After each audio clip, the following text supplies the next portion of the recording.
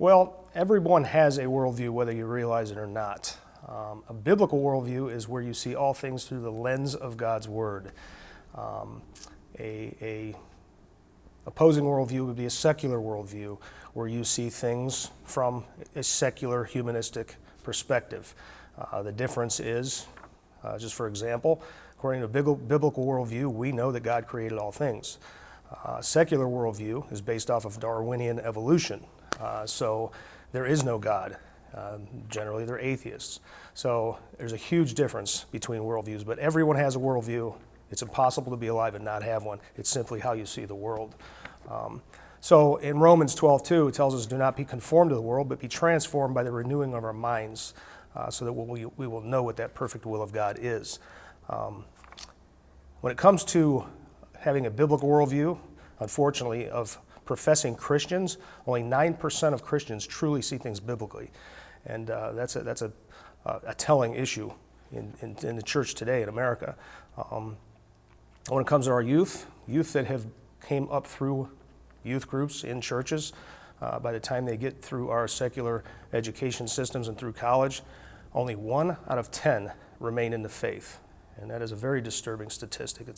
It's a devastating statistic. So it's so important to bring our children up, our grandchildren, having a strong biblical worldview so they can truly see things as God sees them, and hang on to that worldview so that they can make correct decisions politically. You have to see everything from God's perspective, no matter what it is.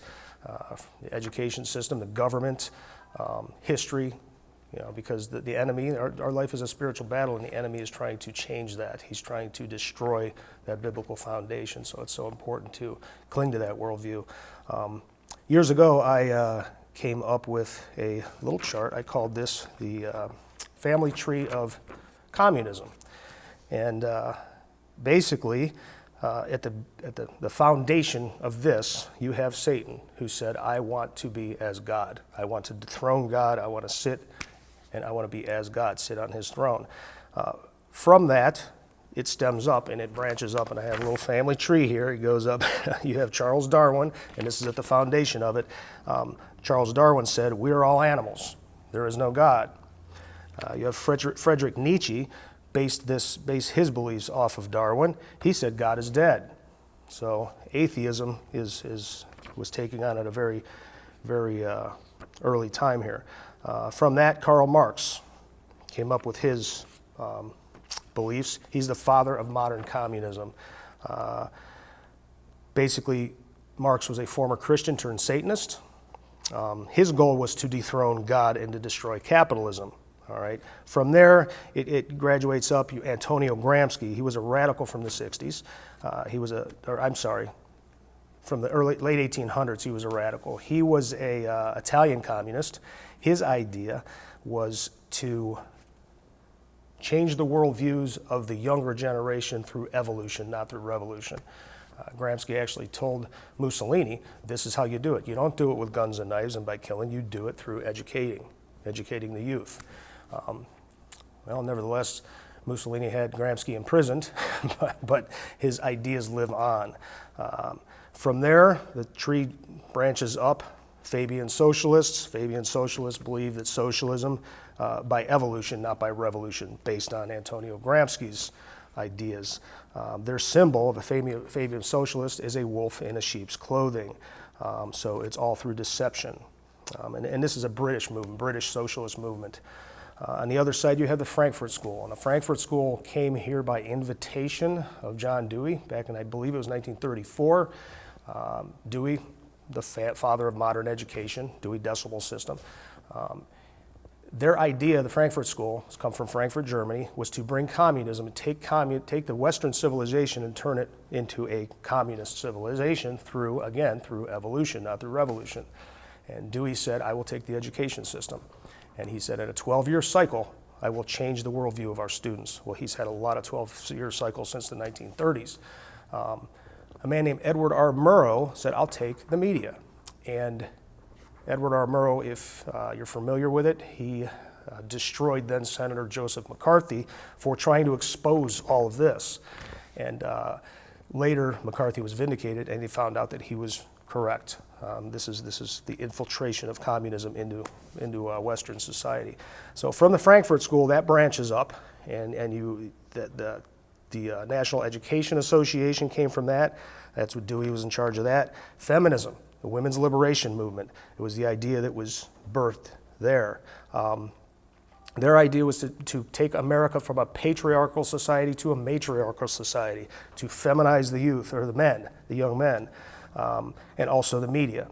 That stemmed from there. From feminism became branches the homosexual agenda, abortions, easy divorce. Again, they're trying to destroy the patriarchal society. On the other side of the branch here, Fabian socialist stems up to Saul Alinski. Now, most people know who Saul Alinski was by now, but he was a disciple of Antonio Gramsci, and he was a radical from the 60s. He wrote the book Rules for Radicals, which was dedicated to Lucifer, who was the original rebel. One of his favorite students, according to his son Michael, was Barack Obama. He said he was one of his father's finest students. And he trained many of the radicals from the 60s, including the Clintons. In fact, Saul Alinski was the subject of Hillary Clinton's college thesis. So from that, the SDS, which is the Society for a Democratic Society, Reverend Jim Wallace, who was President Obama's spiritual advisor. This was an activist movement called the New Left that was dissolved, I believe, in '74, but not after the Cloward-Piven strategy was created. And then this is all branching up based on the original lie of Satan. Cloward-Piven strategy, the Cloward and Piven were professors at Columbia University. Their idea was to overload the system, okay? Demonize the rich, eliminate the middle class, and get the poor people depending on the government. That was their whole idea. Wipe out poverty by guaranteed wages, things like that. And these are the strategies involved in what they're trying to accomplish today. From that stemmed the Weather Underground, which is basically a domestic terrorist group. Bernadine Dorn, Bill Ayers, these were people that tried to blow up the Capitol building. And then from that, and the Cloward-Piven strategy gave birth to ACORN, whose founder was Wade Rathke. And that was the Association of Community Organizers for Reform Now, to which President Obama was a community organizer before he became a senator. And he is at the top of this tree, and this was a few years ago, while he was still president. But that was my family tree of communism. I share in my worldview classes, and I teach a lot of different categories in the worldview classes, and this is just one of them that I thought I'd share with you today. So. And the course that you took that got you started along these lines, you actually went out of town to take that course. What was that course and where was it? Okay. I was asking the Lord what he would have me to do. Okay. I'm very fascinated by end times. Okay. And he told me, tell the people they need to hear the time is very near. And I was fine with that. And I began to do that, but it still seemed like something was missing. So I asked him again, okay, how do I do this? And he asked me a question. He said, what exactly has studying eschatology done for you? And I thought about it, and I said, well, it's given me a biblical worldview. And he said, look it up. I said, okay. So I got on my computer, and I just type in biblical worldview. And up pops a website called worldviewweekend.com. It's by a gentleman named Brandon House, stationed in Nashville, Tennessee. And he had a huge website. And I believe this was 2009. And I'm looking through the website, and there's a take the worldview test, okay? So I take this worldview test, it's like 100 questions, and I scored like a 99.9% strong biblical worldview thinker. And I'm scrolling down some more, and I come across a section that has said, worldview training course, because you can and must become a worldview trainer. Okay, and my spirit just leapt inside of me. I told my wife, I said, we're going to Memphis. So we went to Memphis, Tennessee, spent the weekend with Brandon in his first ever training session. Yeah, that's how I got to be a worldview instructor. And it was quite enlightening. And people who take the course are just blown away. And most of them say every Christian just take this course. as I said, next to your salvation, you must see things biblically. So that's it's some very exciting stuff. A lot of difficult stuff, but it's stuff that every Christian needs to deal with so that you can see things biblically and the way that we need to see them. Because times are getting difficult, as you can tell, in the last few months. So